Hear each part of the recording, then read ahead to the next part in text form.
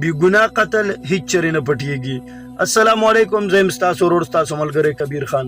په دې سیټ کې چې تاسو ته دا کومه ویډیو ښکاري دا د پرونۍ ورځې واقعیت دي چې په مونډه تاڼه میا کړي سره دا واقعیت پیښ شوي دي. یو سپینګیری پلار خپلو بچو وجلی دی. پسې وجلی ولې وجلی دی د هغې پوره حقیقت زه تاسو ته په دې ویډیو کې ښیم. تاسو ویډیو ګورئ، د هغې نه بعد بیا خبرې کوو.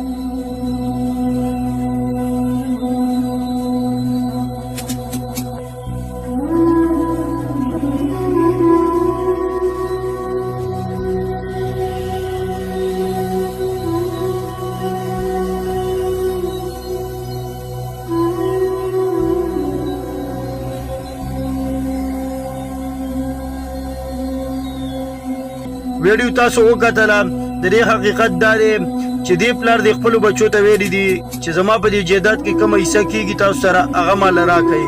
الن دا چې د پلار بچو سره هېڅ حق نشته دی، ځکه چې هغه هر څه د پلار وي. چې پلار غواړي کوم بچي له حصه ورکوي ورده کې، چې کوم نه غواړي نو نه دې وله ورکوي.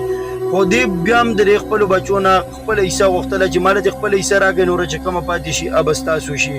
نو دې بچو دا پلار رانیولی دی، پهله ایشتی دی او بیا په تبرګي باندې پیس پیس کړی دی، په بوجو کې بند کړی دی او د کور نه لرې یو کنده ده هغه کندې ته یې ارتولی ده. تاسو ته چې کومه کنده ښکاري دې کندې ته یې رولی دی او دی ارتولی دی. بیا تلي دي 2-3 ورځې بعد دا بچي تلي دي، بیا یې میسنګ کمپلینټ لیکلی دی په تاڼه کې چې دغه رنګ زموږ پلار والد صاحب بېدرکه شوی دی.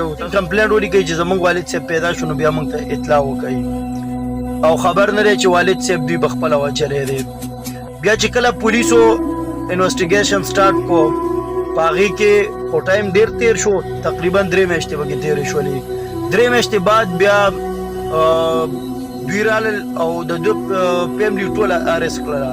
چې کله د دوی فیملي اریسټ کړله او راوستل انټروګیټ کړل، نو په انټروګیشن کې دوی بیا په خپله الوي او چې دا موږ په دې طریقه باندې وجلی دی چې پهله هم ویشتو او بیا یې ټک ټوک کړی په هغه تبرګي چې څومره قطر کې اله استعمال شوي هغه ټولې ونیوله ورسره او په دقې باندې دا بابا خوار مړ کو.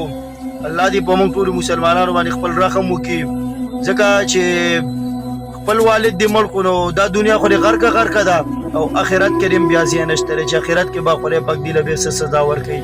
نو د دې بابا دغه حقیقت ویډیو چې دنه څومره کېږي ویډیو شیر کړئ او که په چینل او په پیج باندې نه وئ نو مهرباني وکړئ چینل او پیج فالو کړئ. والسلام.